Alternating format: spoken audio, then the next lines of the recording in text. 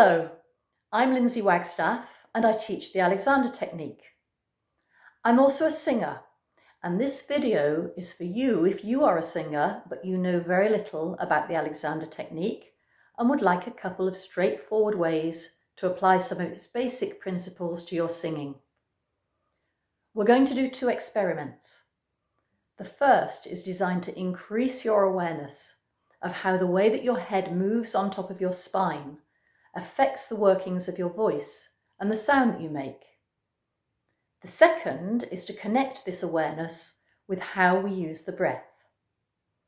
One of Alexander's fundamental discoveries was that allowing the free balance of the head at the top of the spine is vital to everything else in the system being able to work well. Most of us get tight in the neck muscles, often without noticing, and this interferes with our breathing mechanism and our vocal quality. So we will focus on becoming more aware of that tightness and learning how to release it, and then we will experiment with how to maintain that state of balance while allowing a full and natural breath to support our singing.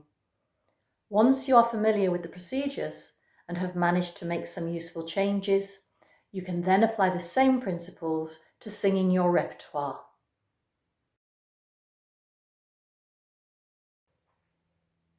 Lying on the floor like this, with your head supported and your knees bent so that your back can fully release, is a really good place to sing from.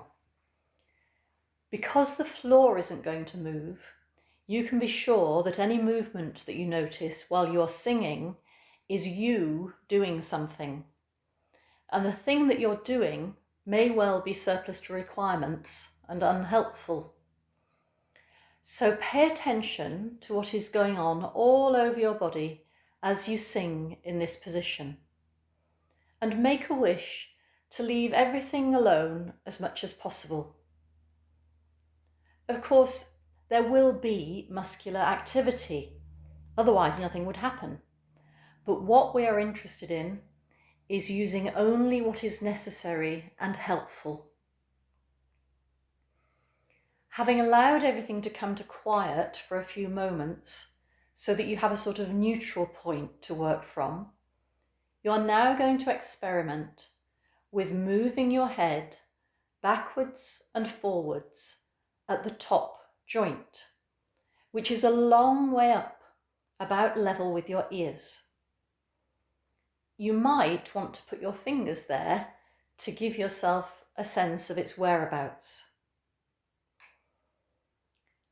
Allow the air to come in and out through your nose. Now, as you gently hum an ascending and descending 5-note scale, allow your head to roll backwards and forwards as far as possible, noticing how it feels and the effect that the movement has on your voice. Go slowly and attentively so that you are gathering information about your usual habits associated with singing. You may find that the freest and most resonant point is not where you usually sing from. It can be useful to wish your head to move away from the top of your spine so that your neck and throat are as long and open as they are designed to be. Once you are more familiar with this easy balance, the next challenge is to stop yourself from going into your usual pattern. So you will need to stop from time to time to remind yourself not to tighten those neck muscles unnecessarily. Keep the movement slow and simple. Listen to the feedback that you get through all your senses about where you are in space and what is happening to your voice, and have the intention to use as little effort as possible to achieve your goal. Once you have become more tuned in to the relationship between the activity in your neck and its effects on your voice, you might like to experiment with vocalizing across your whole range. A simple humming slide works well.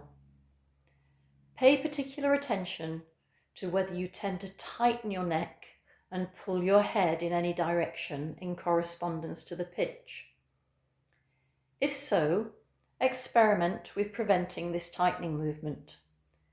You will find that as you get clearer about what the pattern is that you wish to stop repeating, your body will respond with increased freedom without you having to try to do anything specific to make it happen. It is so often the case that we try hard to make adjustments but leave the old patterns in place, so that we end up creating ever more tension. The Alexander way is to stop the old pattern first, so that the innate intelligence of our whole system can then sort itself out.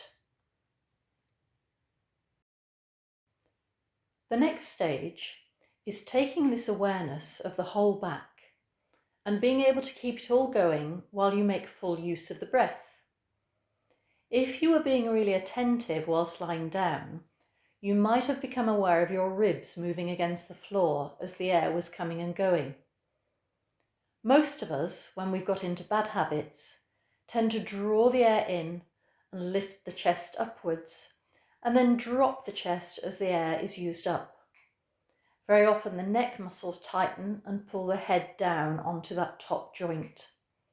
It's a bit like a concertina action from top to bottom, and it's very inefficient and unhelpful. What we're after is being able to stay beautifully balanced with a free neck and long back, whether we are breathing in or out, and whether we are singing or not. When you're able to stop yourself from collapsing, you will find that the ribs and all the breathing muscles can work much better for you, but you will probably find that you are not used to really using all the air that is available. So that is what we're going to experiment with now. Stand with your shoulders and pelvis gently touching the wall. Don't force anything into position, and don't push your head back against the wall. You are replicating the experience of having the floor underneath you for support, but now your postural reflexes are working for you at the same time. Rather than allowing yourself to lose height as you use up the air and then hoist everything up on the in-breath, you are going to stop yourself from collapsing by staying in contact with the wall. The telltale sign that you are tightening will be if you start to move down the wall on the out-breath. Choose something simple to say. You might say the alphabet or count from 1 to 10. You're going to say this pattern repeatedly until you really have used up all the air available to you. But your mission is to do so without getting any shorter. Staying long like this will mean that the muscles designed to support the air will have to do their job properly. As you feel yourself coming to the end of the breath, begin to go slowly up onto your toes, thinking of the crown of your head leading you up to the world above you. This will take some coordination, so give yourself time to think about it. And always feel able to stop and start again. You're changing habits, so your mind and body need time to talk to one another. When you have used all the air that you can, and your counting will probably have become a whisper by then, close your mouth and allow the air to come in through your nose, at the same time bending your knees so that you go into a gentle squat against the wall. You will need to repeat this process several times to find your rhythm, and you may find that you are doing more rounds of the alphabet or counting on each breath. When you have established the connection between being able to maintain a lovely long body as the air moves out, and soft free legs as the air comes in, you can return to standing away from the wall, relying on your thinking alone to keep those instructions to yourself going. And the final phase in the mission is to apply the same principle to your singing repertoire. I hope you have found these experiments interesting and enlightening. You'll get even more out of them if you record yourself doing them, so that you can observe some of your habits when you watch yourself back. Now that you've started to notice some of these habits, I strongly recommend that you find yourself an Alexander teacher so that you can have a hands-on experience, which will be much more informative and efficient than working on your own. The material here is a good starting point, but you will have your own unique patterns which are best addressed in some one-to-one lessons. Most importantly of all, I hope you have fun learning more about yourself and working out how you can make some useful changes.